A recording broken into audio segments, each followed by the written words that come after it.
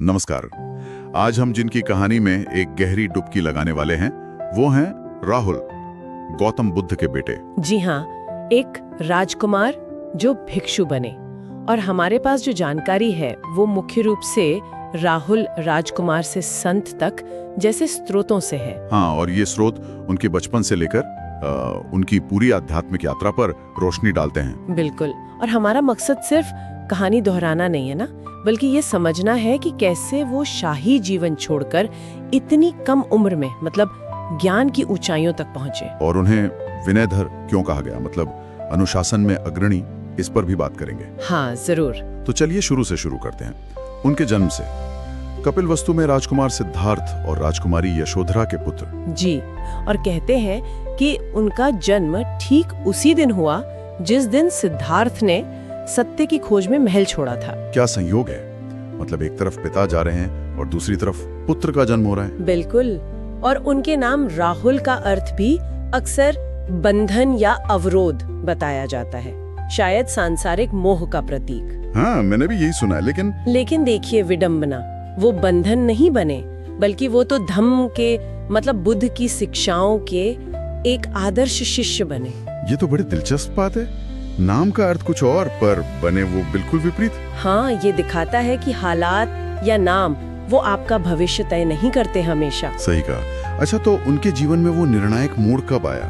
बुद्ध से उनकी मुलाकात कैसी हुई? वो तब हुआ जब बुद्ध ज्ञान प्राप्ति के बाद वापस कपिलवस्तु लौटे। राहुल तब मेरे ख्याल से सिर्फ 7 साल के थे। सिर्फ 7 साल? जी। और वो बुद्ध से मिले और उन्होंने अपनी विरासत मांगी। उनका वो मशहूर वाक्य है, पिता मुझे मेरी विरासत दें। 7 साल का बच्चा विरासत मांग रहा है, जाहिर है वो तो राज्य या धन दौलत ही सोच रहे होंगे, है ना? हाँ शायद। लेकिन बुद्ध ने उन्हें कुछ बहुत अलग दिया, कुछ ज्यादा कीमती, सांसारिक संपत्ति नहीं, बल्कि धम्म का खजाना। बिल्कुल, धम्म का अनमोल खजाना।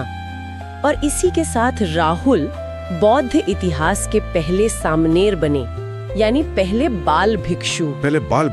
ये तो बहुत बड़ी घटना रही होगी उस समय के हिसाब से। बहुत बड़ी। इसने संघ में बच्चों और युवाओं के प्रशिक्षण की नींव रखी।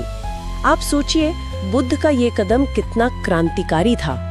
राजसी मूल्यों को सीधी चुनौती थी कि असली विरासत राजपाट नहीं बल्कि ज्ञान है। तो एक बार जब वो संघ भागे, एक शिष्य के तौर पे उनका रवैया कैसा था? क्या राजकुमार होने का कोई असर दिखता था? नहीं, स्रोत तो यही बताते हैं कि वो कमाल के शिष्य थे, बहुत ही आज्ञाकारी, एकदम विनम्र और सीखने के लिए हमेशा उत्सुक। मतलब राजकुमार वाला कोई अभिमान नहीं? बिल्कुल नहीं, जरा भी नहीं। और बुद्ध ने भी उन्हें बहुत ध्यान से, बहुत व्यक्तिगत रूप से सिखाया। जैसे वो अम्बल्ठी का राहुलोवाद सूत्र है। हाँ, उसमें सत्यवादिता की बात है शायद। जी हाँ, बिल्कुल। उसमें बुद्ध ने उन्हें सच बोलने की अहमियत बहुत गहराई से समझाई, एक बहुत सुंदर उपमा के जरिए। अच्छा, और एक और सूक्त का भी जिक्र आता है, महाराहुलोवाद सूक्त। हाँ, वो भी बहुत महत्वपूर्ण है। महाराहुलोवाद सूक्त में बुद्ध ने उन्हें ध्यान की गहरी विधियां सिखाई। शरीर पर ध्यान, श्वास पर ध्यान, पंच तत्वों पर ध्यान, मतलब माइंडफुलनेस का एक गहरा पाठ। तो उनके प्रमुख गुण क्या माने जाते हैं? आज्ञाकारिता, विनम्रता और सीखने की तीव्र इच्छा। वो लगातार सवाल पूछते थे बुद्ध से और पूरी ईमानदारी से ध्यान का अभ्यास करते थे। बुद्ध ने खुद उन्हें सत्यवादिता का चमकता उदाहरण कहा। और अनुशासन, वो विनयधर वाली बात? हाँ, अनुशासन तो कमाल का था। उन्हें विनयधर कहा ही इसलिए गया, यानी संघ के नियमों, विनय को पूरी निष्ठा से अपनाने वालों में वो सबसे आगे थे। प्रशिक्षण के प्रति उनका जो प्रेम था वो अद्वितीय था। इतनी कम उम्र में इतना समर्पण, और फिर उसका नतीजा क्या हुआ? उनकी आध्यात्मिक प्रगति कैसी रही? नतीजा असाधारण था। लगातार अभ्यास और बुद्ध के सीधे मार्गदर्शन से राहुल ने बहुत ही छोटी उम्र में अहरत पद पा लिया। अहरत यानी पूर्ण मुक्ति? जी हाँ, ज्ञान की उच्चतम अवस्था।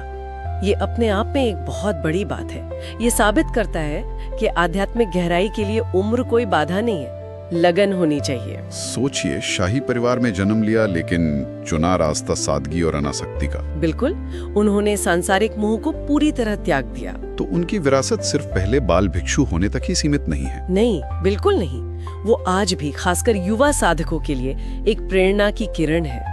उनका जीवन पवित्र आचरण, अभ्यास की गहराई और एक राजकुमार से भिक्षु बनने के उस अद्भुत परिवर्तन का प्रतीक है। हाँ, यहाँ तक कि थेर गाथा में जो प्रबुद्ध भिक्षुओं की गाथाएं हैं, उसमें उनके कहे हुए सुंदर पद मिलते हैं। ज्ञान प्राप्ति के बाद के उनके अनुभव, उनकी खुशी, वो सब उसमें झलकता है। तो अगर हमें राहुल के जीवन से कुछ मुख्य सबक, कुछ की टेकअवेज निकालने हो, तो वो क्या होंगे जिन्हें आज भी हम याद रख सकते हैं? देखिए, सबसे पहला और सबसे महत्वपूर्ण सबक तो यही है कि असली विरासत क्या है। वो धन दौलत, राजपाट नहीं, बल्कि ज्ञान और विवेक है। बुद्ध ने राहुल को यही विरासत दी। सही कहा। और दूसरा ये कि आत्मज्ञान या जागृति के लिए कोई भी उम्र कम नहीं होती। जरूरत है सच्ची लगन और सही मार्गदर्शन की। राहुल ने ये साबित किया। और तीसरा और शायद बहुत जरूरी, कि आध्यात्मिक अनुशासन और विनम्रता ये जन्म या पदवी से कहीं ज्यादा मूल्यवान है।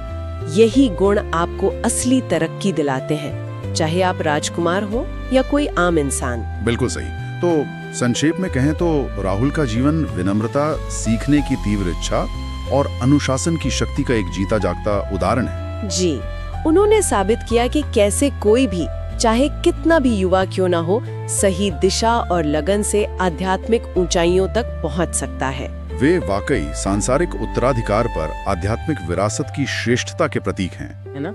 जहां हम सब, मतलब ज्यादातर लोग भौतिक विरासत, पद, उपलब्धियों के पीछे भाग रहे हैं, वहां राहुल का जीवन हमें शायद ये याद दिला सकता है कि असली और स्थायी विरासत का मतलब क्या है। इस पर सोचना चाहिए। बिल्कुल।